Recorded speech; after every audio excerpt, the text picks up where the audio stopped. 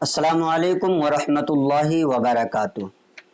نکاح کرنا کب فرض ہے، کب واجب ہے، کب سنت ہے، کب مکروہ ہے اور کب حرام ہے۔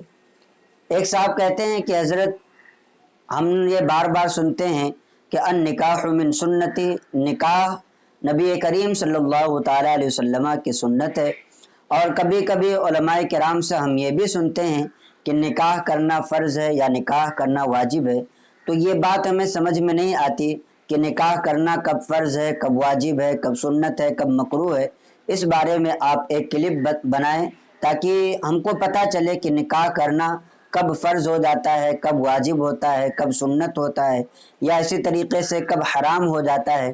تو آج انشاءاللہ تبارک و تعالیٰ اسی بارے میں آپ کو بتایا جائے گا۔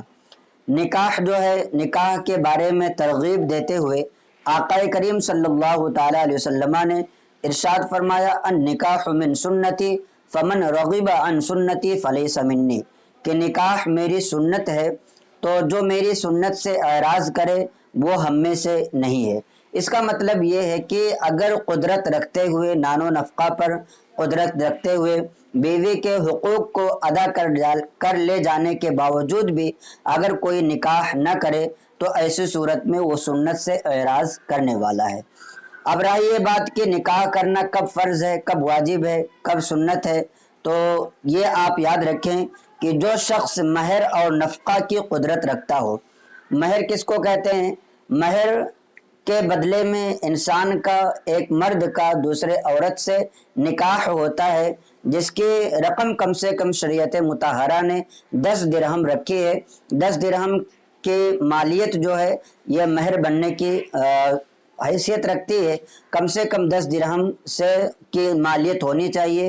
اور ساتھ ہی نفقہ کا مطلب یہ ہوتا ہے کہ مان لیجئے کہ انسان اکیلے ہو تو اس کا اپنا کھانے پینے کا کی جو ضروریات ہوتی ہیں وہ اس کا نفقہ ہوتا ہے، اور جب اپنی بیوی کو لے کر کے آ جائے تو ساتھ میں اس کو بھی کھلانے پلانے، اس کو صحیح طریقے سے رکھنے کی قدرت رکھتا ہو، اور اسے یقین ہو کہ اکیلے ہونے کی صورت میں گناہ میں مبتلا ہو جائے گا، اس سے ہو سکتا ہے زنا میں مبتلا ہو جائے، تو نکاح کرنا اس وقت فرض ہے۔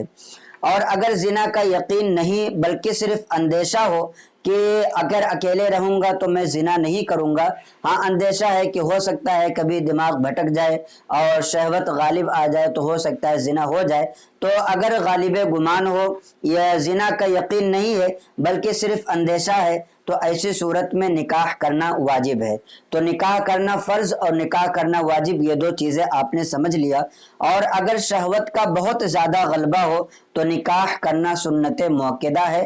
اب سنت مؤکدہ جو ہے یہ بھی واجب کے قریب ہے، اور اگر اس بات کا اندیشہ ہو کہ نکاح کرے گا تو نان و نفقہ نہیں دے سکے گا، مہر کے ادا کرنے پر قدرت ہی نہیں رکھتا ہے، یا نکاح کے بعد جو بھی فرائض اس کے اوپر لاگو ہوں گے کہ انسان جو ہے اپنی بیوی کے حقوق کو ادا کرے، اپنے بال بچوں کے حقوق کو ادا کرے، اگر وہ انہیں پورا نہیں کر سکے گا تو ایسے شخص کے لیے نکاح کرنا مکروہ ہے۔ اور اگر ان باتوں کا اندیشہ ہی نہیں بلکہ یقین ہو تو نکاح کرنا ایسے شخص کے لیے حرام ہے کہ نہ تو وہ اپنے بیوی کو نفقہ دے سکے گا، اس کی ضروریات کو پوری کر سکے گا، اور نہ ہی اس کے حقوق کو ادا کر سکے گا۔ اگر ان باتوں کا یقین ہو تو ایسی صورت میں ایسے شخص کے لیے نکاح کرنا حرام ہے۔